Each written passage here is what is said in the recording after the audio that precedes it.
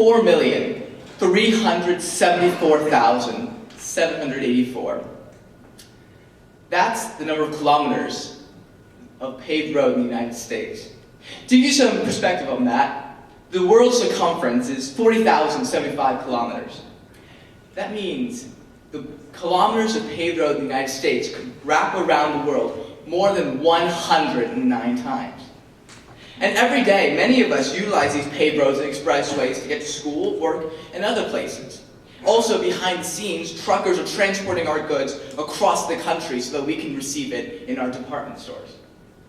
And it's a benefit in the United States we often take for granted until we realize how important it is.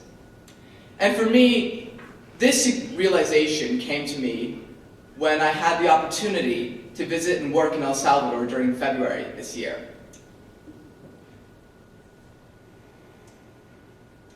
This February, along with a bunch of students from Charles Wright, I had the opportunity to visit El Salvador. We went to Suchitoto, which is the regional capital of the city where we're in, and the paved roads are very similar to the ones we see in the United States, albeit that there are no speed limits. So it was normal until we decided to go to the village we were working in, La Esperanza. Now, the road there is about 15 kilometers long, and it took us more than an hour to get there. As you can see, there are potholes, rocks, and everything. And we also forded some rivers in our truck. Now, imagine that this is the daily experience of many people living in La Esperanza and villages along the way. To get to the hospital, to get to the market, to get to any kind of secondary school, this is the kind of road that you're traveling on every single day. Now, in developing countries, unpaved dirt roads are the norm. And creating paved roads would improve systems of transportation that will have ripple effects that can bring development to the entire country. In doing so, we must take into consideration a few things, though. One is the continued maintenance of these roads, and another thing is a regional network multilateral effort that includes local input. So, let's first look at some of the issues that are associated with neglected roads. The Democratic Republic of Congo is a poor agricultural country located in the heart of sub-Saharan Africa. Almost everyone who lives in the Democratic Republic of Congo is a poor farmer. They have great soil, but they can't get their products to regional or international markets because they don't have enough well-paved roads. They have one of the lowest market access scores in Africa, and to show you this, we have this. And as you can see here, the Democratic Republic of Congo ranks among one of the least well-developed countries in Africa. Their ability to get to international and regional markets are easily hampered by their lack of paved roads. And in many cases, their roads are merely roads in name only. And that would be one of the examples there. When it rains there, we have these huge potholes that form, which makes really almost potholes pretty wimpy in comparison. And the current road network is very poorly maintained by local authorities who don't often have the resources to properly upkeep them. There is a clear association between lack of market access and utilization of agricultural potential. The longer it takes, and this shouldn't be too hard to think, the longer it takes to get your goods to the market, the more expensive it is, the more difficult it becomes, and the more difficult it becomes for farmers to make a good living off their products. So the lack of paved roads in the Democratic Republic of Congo hinders their economic well-being. But it hinders more than just that. Access to healthcare is also an important issue. In developing countries, clinics and hospitals are almost solely located in major cities. Maintaining and constructing paved roads can be used to improve the quality of health, which is a major component in development. If we can improve roads in developing countries, like the DRC, we can help lift countries out of poverty and increase economic development.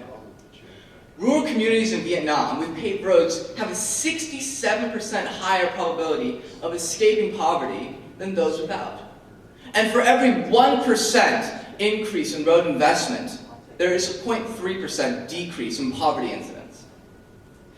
So now that we see the impact that paved roads can have on developing countries, let's see how we can put these into place. We need to encourage governments, NGOs, and other aid organizations to put more focus and resources onto the development of paved roads in developing countries. Focus needs to be placed on 3 key areas: the development of these paved roads, the maintenance of the paved roads, and the creation of a multilateral regional network. Let's first look at the development of them.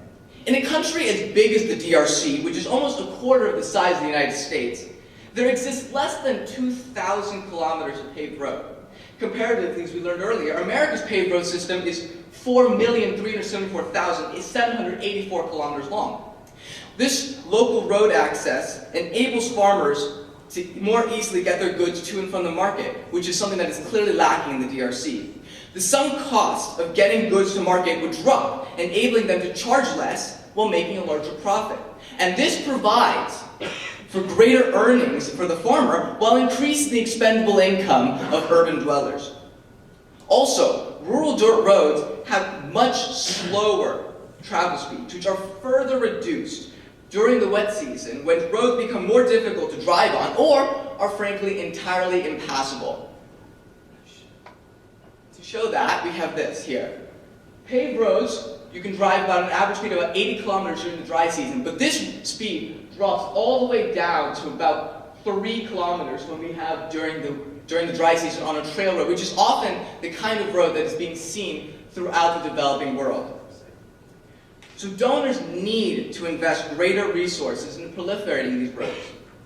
However, that's not going to be enough. One crucial aspect that's often missing is the maintenance of these paved roads. Weathering, erosion, and repeated usage help to degrade road conditions over time. Therefore, roads consistently need to be maintained. Unfortunately, many developing countries like the DRC don't have the resources to maintain their current road network. So when funding projects, donors need to insist that the governments present a 10-year maintenance program, which is included in the proposal for aid. It is imperative that these roads that are being built do not fall into disrepair. And lastly, another key issue that we need to consider is this idea of a multilateral effort. This isn't just going to be the work of just one country. An important component of building these new roads is determining where they should go. And European imperialists only really built paved roads between the mines and the ports, neglecting cities, farms, and all the other places in between. In their desire to get resources out of the country, their paved roads were meant to just do that. Consequently, sub-Saharan Africa's road system is a hodgepodge of paved roads that don't connect the country and region together. So when developing paved roads, it's important that countries work together to build a regional network. This would have 3 great benefits. 1, improves regional trade systems. 2, fosters cooperation among neighbors. And lastly, allows landlocked countries to escape the cycle of poverty that entraps them. The African Union and other regional groups should ensure that no country is overlooked in a regional network of roads. A region's strength can truly be measured in the strength of its weakest member.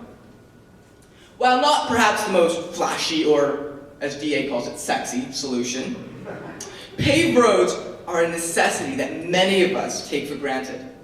Developing countries like the DRC and El Salvador are being hindered by their insufficient and decaying road systems that hamper productivity and development. In order to combat this trend, donors must increase funding for infrastructure projects in developing countries. These projects must include a maintenance program to make sure that these road systems do not fall into disrepair. And they also must develop a regional system of roads to foster cooperation and regional trade. Breaking the cycle of poverty that ensnares many countries is not going to be the result of just a single idea.